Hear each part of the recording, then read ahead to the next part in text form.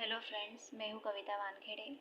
आज हम पढ़ेंगे 5th standard English lesson number 2 day dreams. Day dreams यानी दिन और ड्रीम्स यानी सपने। तो दिन में जो सपने देखते हैं यानी कि उसे हम डे ड्रीम्स कहते हैं, दिन के सपने। तो स्टार्ट करते हैं लेसन हमारा। Once there lived a couple who spent a lot of time in idle talk. One day, the husband said, I have always wanted to keep cows. If by chance I get some extra money from somewhere, I am going to buy a few cows. यानी एक बार जो है एक husband and wife couple होता है, तो वो उनका जो लॉट ऑफ टाइम होता है, जो ज़्यादा से ज़्यादा समय होता है, वो आइडल टॉक में यानी बेतुकी बातें, यूजलेस बातों में अपना टाइम स्पेंड करते हैं। तो क्या होता है, एक दिन वन डे हस्बैंड सेड, जो पति है वो कहता है, I have always wanted to keep cows, मैं हमेशा से ही कुछ गाय जो है वो पालना चाहता था। इफ़ बाय चांस, यदि by chance I get some extra money from somewhere, यदि मुझे कहीं से कुछ एक्स्ट्रा मनी मिल जाए, तो I am going to buy a few cows, तो मैं कुछ गाय खरीदने चला जाऊंगा। ऐसा वो हस्बैंड कहता है अपनी वाइफ से। But that means a lot of work, पर उसका मतलब बहुत सारा काम, बहुत सारी गायें खरीदना मतलब बहुत सारा काम। You have to feed the cows, हमें गायों को खिलाना पड़ता है। वॉक देम, उनको घुमाने के लिए ले जाना पड़ता है। बाथ देम, उनको नहलाना पड़ता है। मिल्क देम, दूध निकालना पड़ता है। Cows need a lot of looking after, यानी बहुत ज़्यादा ध्यान देने की ज़रूरत हमें होती है। One cow would be enough, एक गाय जो है वो पर्याप्त तो होगी हमारे लिए। There's no need to buy more cows said the wife, तो वाइफ कहती है इतना सारा काम करना पड़ेगा, तो हमारे लिए एक गाय पर्याप्त है, ज़्यादा गाय खरीदने की ज़रूरत नहीं है। But think of all the milk we will get if we buy more, said the husband, लेकिन हस्बैंड कहता है लेकिन सोचो, यदि हमारे पास बहुत ज़्यादा गायें होंगी तो बहुत ज़्यादा दूध भी तो मिलेगा। That's true, the wife agreed, तो वाइफ मान जाती है, बिल्कुल सही है, ये तो सच है। That's true, the wife agreed, तो वाइफ जो है वो भी मान जाती है और कहती है हाँ ये तो सही है। There will be so much milk that we can even have plenty of dahi and butter and ghee. वो कहती है कि अरे हमारे पास तो बहुत ज़्यादा दूध होगा, मिल्क होगा, तो उससे हम बहुत सारा दही बनाएंगे, बटर बनाएंगे और घी भी बनाएंगे, यानी इतनी सब चीज़ें हमारे पास में होगी। Wouldn't it be lovely? कितना अच्छा है ना? How lucky that I have all these earthen pots kept aside. कितनी लकीली, कितनी अच्छी बात है कि मैंने जो अर्थन पॉट्स थे सारे, वो सारे अच्छे से एक साइड में रखे हुए हैं, संभाल के रखे हुए हैं। आई will use one of the pots for milk, one for दही एंड वन फॉर बटर, तो उनमें से मैं एक मिल्क रखने के लिए यूज़ करूँगी, एक दही के लिए और एक बटर के लिए यूज़ करूँगी, ऐसा वाइफ कहती है। The ghee I will put in another jar, और जो घी है वो मैं एक दूसरे जार में रखूँगी। And I will use this remaining pot to send milk to my sister, और ये जो रिमेनिंग पॉट्स है, जो बचे हुए पॉट्स है, उनको मैं उनका यूज़ अपनी सिस्टर को मिल्क भेजने के लिए करूँगी, ऐसा वाइफ कहती है। Send milk to your sister, तुम्हारी सिस्टर को दूध भेजोगी। Who said you could send milk to your sister, किसने कहा तुमसे तुम्हारी सिस्टर को मिल्क भेजने के लिए? पति कहता है तुमसे किसने कहा तुम्हारी सिस्टर को मिल्क भेजने के लिए, कैसे भेज सकती हो? There will be plenty of milk, बहुत ज़्यादा दूध हमारे पास रहेगा।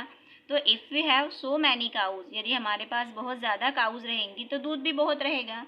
तो why shouldn't I send it to my sister, तो फिर मैं मेरी सिस्टर को क्यों ना भेजूँ? भेजना ही चाहिए ना, क्यों नहीं भेजना चाहिए मेरी सिस्टर को, इतना ज़्यादा दूध रहेगा तो।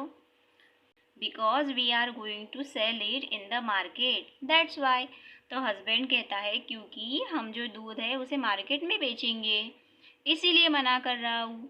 आई विल डिसाइड, मैं डिसाइड करूँगा। कि what to do with all that milk, कि उस पूरे दूध के साथ क्या करना है। And not a drop of it goes to your sister, remember, और याद रखना उस दूध में से एक बूंद दूध भी तुम्हारी सिस्टर को नहीं जाएगा। ऐसा हस्बैंड कहता है। I will see how you can stop me from sending a pot full of milk to my dear sister. तो वाइफ कहती है ठीक है, आई विल सी, मैं भी देखूंगी कि तुम कैसे मुझे रोक सकते हो मेरी सिस्टर के यहाँ पर मिल्क का पूरा पॉट, मटका, मिल्क से भरा हुआ मटका भेजने से तुम मुझे कैसे रोकते हो, ऐसा वाइफ कहती है। I do all the hard work running after the cows so naturally, यानी मैं पूरा हार्ड वर्क करूँगी, पूरी मेहनत करूँगी, गायों की पूरी देखभाल करूँगी। और I will decide what happens to the milk, तो मैं डिसाइड करूँगी कि दूध के साथ क्या करना है। जस्ट ट्राई स्टॉपिंग मी, तुम बस मुझे रोकने की कोशिश करके देखो, द वाइफ एक्सक्लेम, तो वाइफ कहती है तुम मुझे बस रोकने की कोशिश करके देखो। एक्सक्लेम यानी भी कहना ही होता है, बोलना ही होता है। Is that so, shouted the husband, तो हस्बैंड जो है वो चिल्ला के बोलता है ऐसा है। वॉच दिस देन, तो फिर देखते हैं, देखो फिर तुम अब।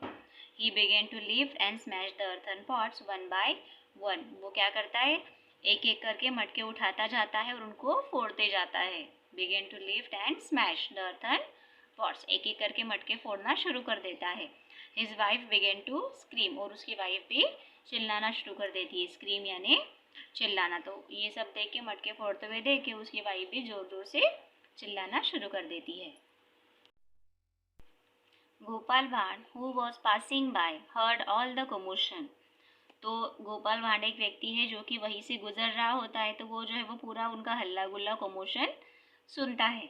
हल्ला गुल्ला, कमोशन यानी हल्ला गुल्ला, तो वो सब मैटर सुन लेता है कि क्या हुआ है, वो क्यों चिल्ला रहे हैं। एंड रश्ड इनसाइड, और फिर अंदर की ओर जाता है, यानी वो उनकी चिल्ला चोट हल्ला गुल्ला सुनता है तो फिर उनकी तरफ अंदर जाता है। When he heard what had happened, और जब वो पूरी बात सुनता है कि क्या हुआ है, जब उसे पूरा मैटर समझ में आता है कि क्या हुआ, तो he picked up a stout stake that stood in a corner and began to swish it through the air and pound it on the floor, तो वो क्या करता है, he picked up a stout stake, तो वो एक मोटी सी छड़ी जो होती है उसे उठाता है, that stood in a corner, जो कि एक कोने में खड़ी होती है, तो उस छड़ी को वो उठाता है, पिक्ड अप यानी उठाना, and began to swish it through the air, और उसे हवा में स्विश करना, हवा में उसे घुमाना शुरू कर देता है। And pound it on the floor, और उसे ज़मीन पर जोर से पटकता है। The husband and wife were both astounded to see his antics, तो उसकी ये सारी हरकतें देखकर जो हस्बैंड और वाइफ होते हैं दोनों के दोनों चकित हो जाते हैं। एस्टॉन्डेड यानी आश्चर्यचकित होना, तो दोनों चकित हो जाते हैं कि ये ऐसी क्या हरकतें कर रहा है। तो what are you doing, they inquired what are you doing, तो वो दोनों के दोनों हस्बैंड वाइफ जो है वो उससे पूछते हैं कि तुम क्या कर रहे हो। मूव असाइड सेड गोपाल भांड, तो गोपाल भांड कहता है दूर हटो, बाजू हो जाओ। I have to drive away your greedy cows, मैं तुम्हारी जो ग्रेडी काउज है, जो तुम्हारी लालची गाय है, उन्हें मैं दूर भगा रहा हूँ। You have let them wander and now they have ruin my field of beans and cucumbers, वो कहता है कि मैं तुम्हारी जो गाय है मैं उनको भगा रहा हूँ, तुमने क्या किया, तुमने उनको घूमने के लिए मेरे खेत में भेज दिया, और अब उन्होंने क्या किया, तो उन गायों ने अब मेरी जो खेती थी बीन्स और क्यूकम्बर्स की, उन्होंने पूरी तरीके से रुइन यानी नष्ट कर दी। गोपाल भांड उनको कहता है हस्बैंड वाइफ को कि मैं तुम्हारी जो गाय है जो तुमने मेरे खेत में घूमने के लिए, चरने के लिए छोड़ दी थी, तो अब उन गायों ने मेरे पूरे खेत को जो है नष्ट कर दिया है, बीन्स और क्यूकम्बर्स का उसका खेत था पूरा नष्ट कर दिया है, तो इसीलिए मैं उनको दूर भगा रहा हूँ।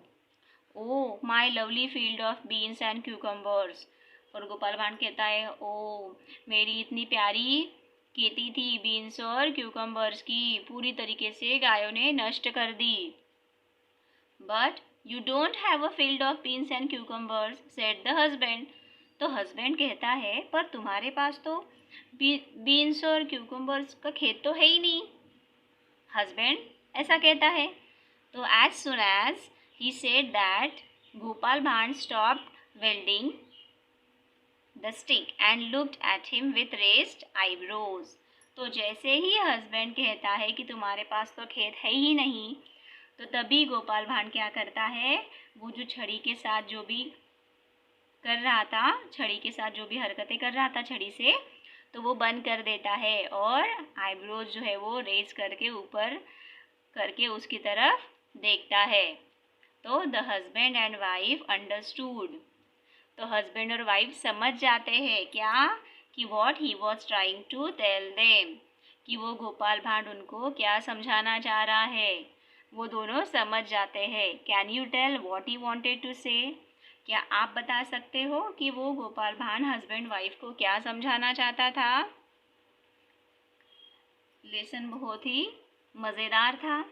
जैसा कि हमने यहाँ पर देखा कि गोपाल भांड उनको क्या समझाना चाहता था, कि वो जो दोनों हस्बैंड वाइफ थे वो दिन में ही हवाई किले बना रहे थे, यानी सपने देख रहे थे दिन में खुली आंखों से, जबकि उनके पास में ना गाय थी, कुछ भी नहीं था, फिर भी वो उनके ऊपर से झगड़ा कर रहे थे, नुकसान कर रहे थे खुद का ही, अर्थन पॉट्स मटके फोड़ रहे थे, है ना, झगड़ा कर रहे थे। तो गोपाल भांड उनको क्या समझाता है कि ऐसी चीज़ों के लिए हमें झगड़ा नहीं करना चाहिए जो हमारे पास है ही नहीं, हमें वास्तविकता में जीना चाहिए, सपनों की दुनिया में नहीं। ऐसा ही गोपाल भांड उन दोनों हस्बैंड वाइफ को समझाना चाहता था, जो कि वो दोनों समझ चुके थे। गोपाल भांड की हरकतें देखकर और उसकी बातों को सुनकर समझकर वो दोनों अच्छे से समझ गए थे। मुझे भी आशा है कि आपको भी ये लेसन अच्छे से समझ में आया होगा और मज़ा भी आया होगा। Thank you.